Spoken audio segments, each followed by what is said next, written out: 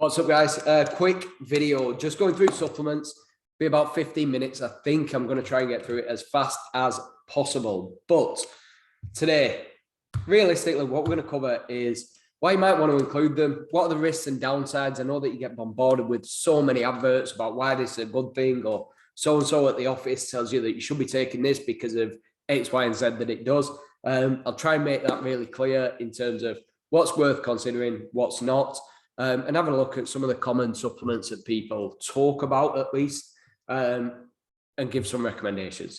So why might they be worth considering? Well, absolutely, food first approach is something that we stick by. That doesn't mean food only. So initially, before you look at supplements in too much detail and things, think about, are you doing the basics with your diet? Do you understand food to the level that you need to? Do you know what are your high protein foods? What are your high carb foods? What are your fatty foods? Do you know the benefits of having all of those types of foods in your diet at certain times?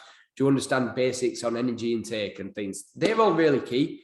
And do we also understand that food is, in almost all circumstances, going to be the better option, because it's going to have a mixture of not only the protein element, but also potentially carbs, potentially some of the essential vitamins and minerals that you need to take on through that food. So eating the rainbow, getting a lot of high quality nutrition in through food is key. However, on occasion, supplements might be the best way. Things such as practicality. So a protein shake after your workout or as a midday snack might work out better, because you might simply not have time to get anything else. And we know that it's an important time to get food in. Energy gels during endurance training. Realistically, there's probably nothing else that's going to be as comfortable from a digestion point of view, getting into your system while you're actually exercising and training, as some of the energy gels and energy drinks that are out there.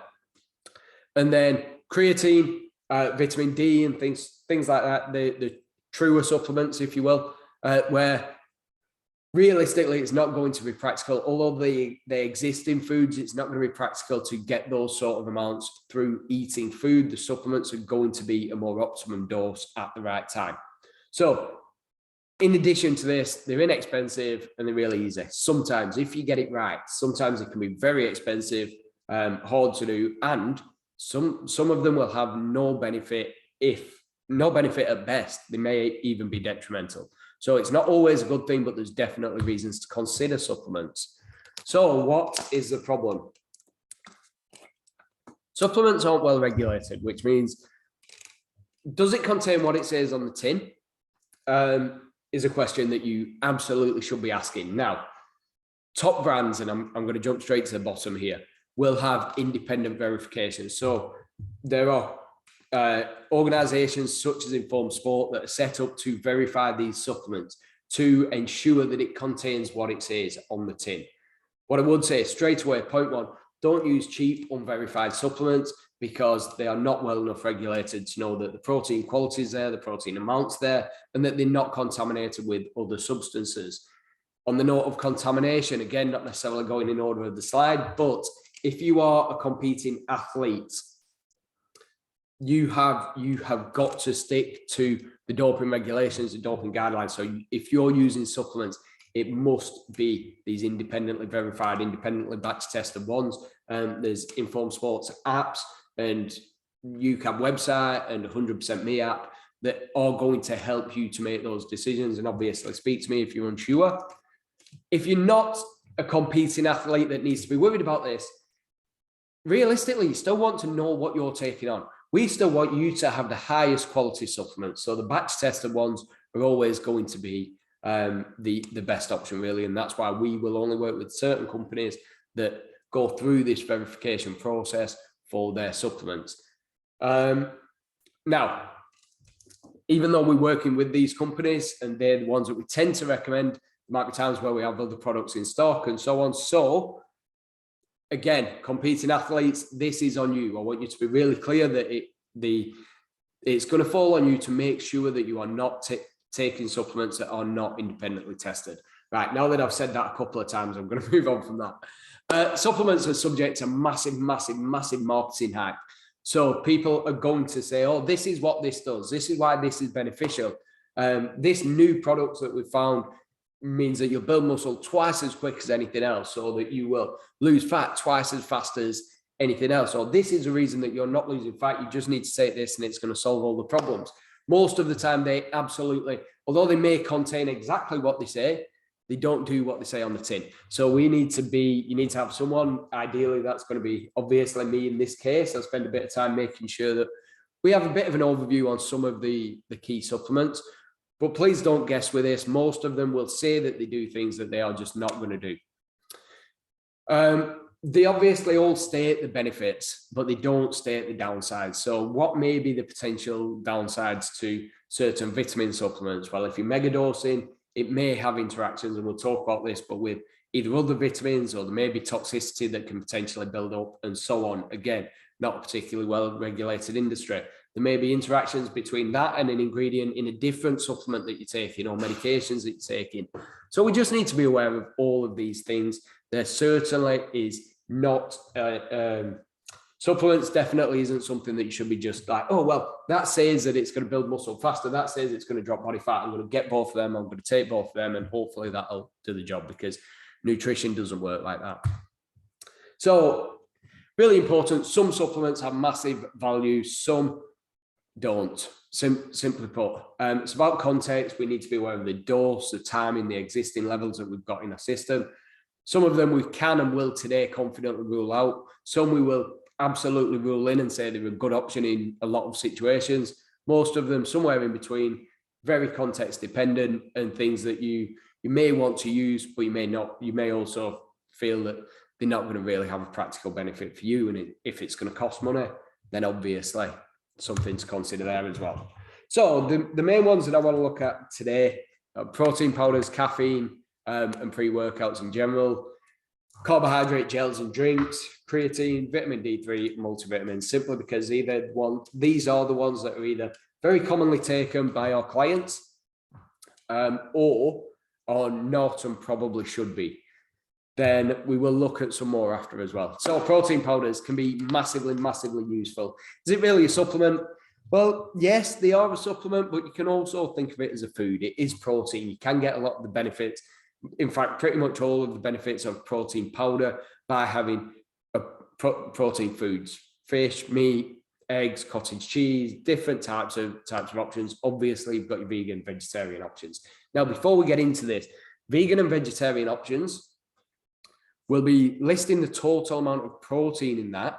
However, they may not be complete protein. So if you are vegan or vegetarian, you need to consider combining different vegan and vegetarian sources of protein to make sure that you are having complete proteins in each meal. You may also want to consider the leucine amount of that particular meal and particular serving, because that's going to be a big trigger for muscle building and recovery.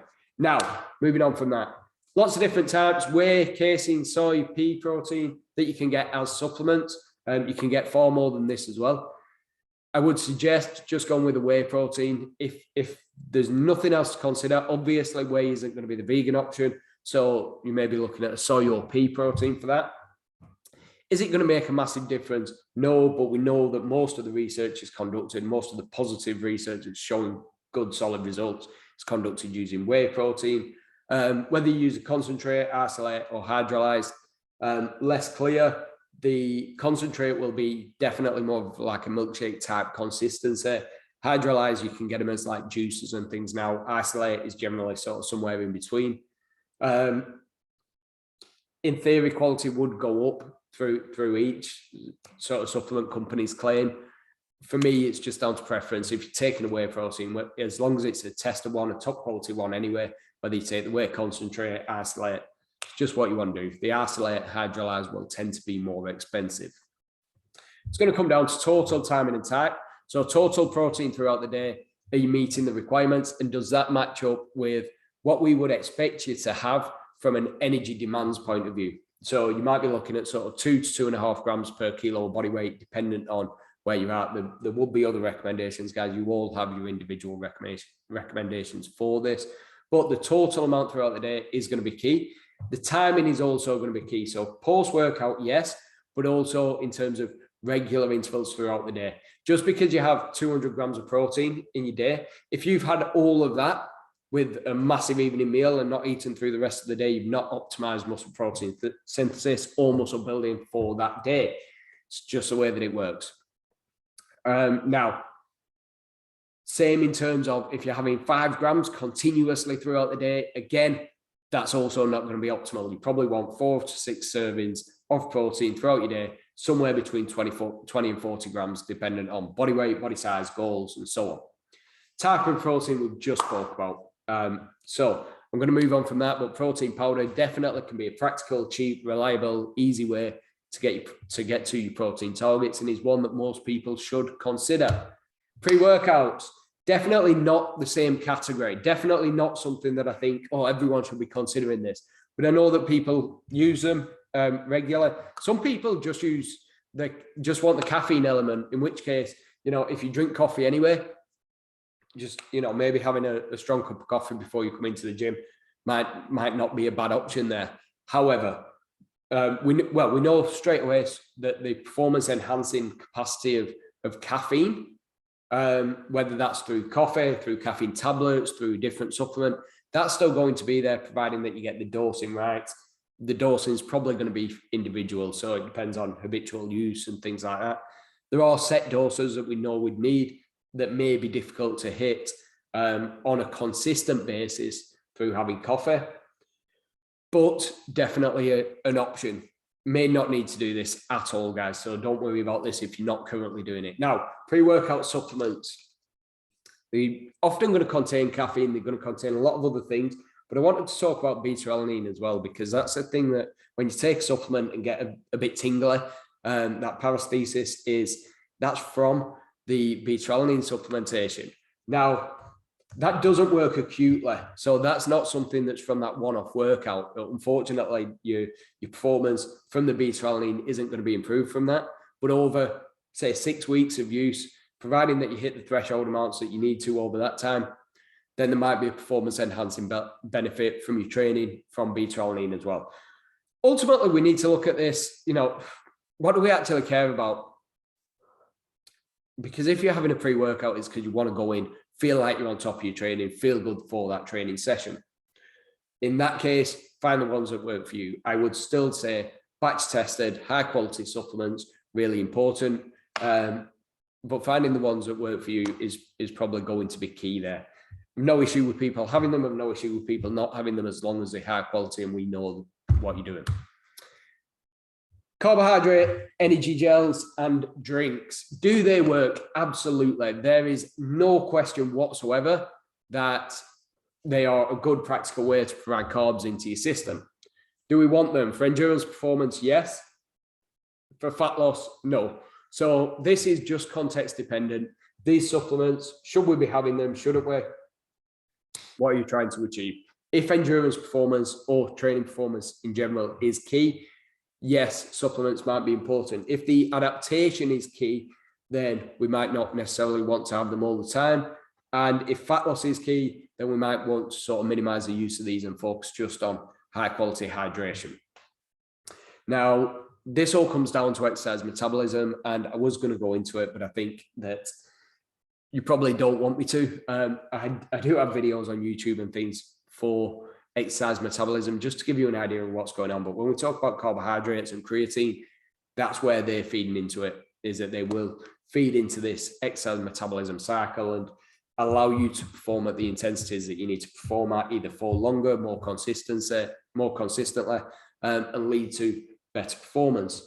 Carb energy gels and drinks. Well, could you do it if you're just having massive amounts of pasta before you train and things? It's different, because we are looking to, sometimes we have to consider the role of the gut and how easy it is to get them foods broken down into your system and things. Eating food while you're out for a 3-hour run might not be the sort of thing that you want to do, whereas an energy drink or gel definitely can be something that you can handle at that time. But you do still, again, there's sort of final point on this for the endurance guys out there watching this. Your gut will train and adapt just like your muscles do. So always practice the strategies that you want to use. We can work out how much food you can take on, how much you're expending, and try and match that as closely as possible to the stuff that we're taking on. This is when weight loss isn't the priority, when performance is the priority. So next one, creatine. Probably the best supplement that's a true supplement that's not protein or carbohydrate. Is it safe to use? Providing that you've no pre-existing conditions, kidney conditions and things, then yes, there is absolutely nothing to suggest that it's not. And we know the massive potential benefits, not for everyone, there are non-responders, but for most people on muscle mass, strength and power, providing that obviously training, total energy intake, protein makes sense. Now, other benefits may be there, but I'm not going to talk about cognitive benefits or any endurance potential benefits or anything. What we're talking about is muscle mass, strength, and power. That's why you guys would probably want to be looking at using creatine if those are your goals. Weight gain is going to be a side effect, so that's going to determine the timing of when you want to use it. And how you take it is going to be really important with this. So just like anything, the dose is really important. The timing is really important. The type is really important. So actually, in terms of type of creatine, just creatine monohydrate is going to be the cheapest and the most effective. Doesn't matter whatever else you see from marketing companies, creatine monohydrate is the one that you want to use. And again, a tested product, obviously.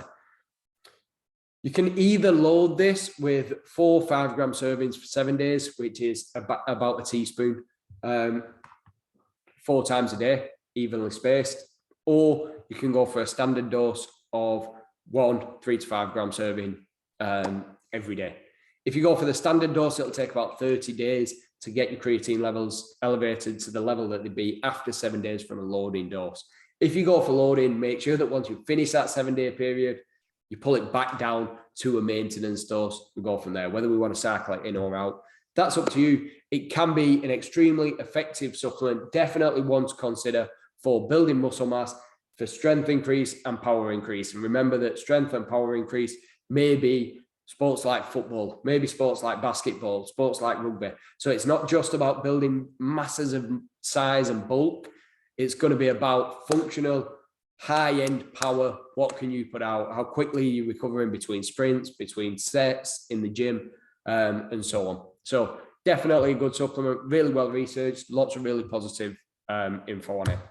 Vitamin D3, this is where we start to look a little bit differently in terms of this one's going to be there to correct a deficiency. The fact is most people, when they're getting tested at the minute, are showing as vitamin D deficient, certainly in this country. So we'd want to correct that.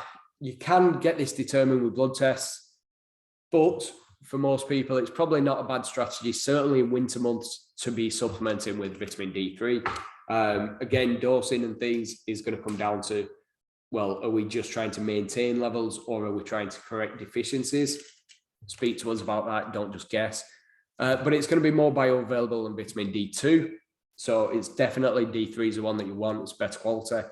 And immune function, general wellness will improve from having sufficient levels. Once you have sufficient levels, there's not going to be any benefit above that. And that's the case for pretty much everything that we'd ever talk about in terms of supplements.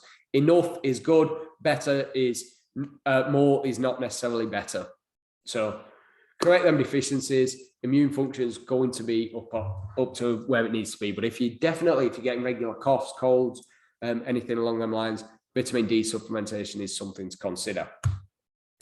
And then standard multivitamins. Why would we look at multivitamins rather than megadose vitamins? I've spoke about this a little bit earlier, but they're going to be the best options. Just a standard high quality multivitamin. And again, it'll just help to correct any deficiencies that are going on. Now, there might be more serious deficiencies that do require individual megadoses or higher dose vitamins or minerals such as iron deficiency and things. But even from that, they're things that should really be determined from blood tests, and we'll correct them when they come up. If you're not doing that at the minute, you don't really want to be taking high dose of individual vitamins unless you know that it's something that you're potentially deficient or are deficient in. Other supplements to look at. So some of these may also be very, very useful in certain situations. Fat burners are not one of those. Fat burner supplements, in most cases, for most people, are not something that we're going to use.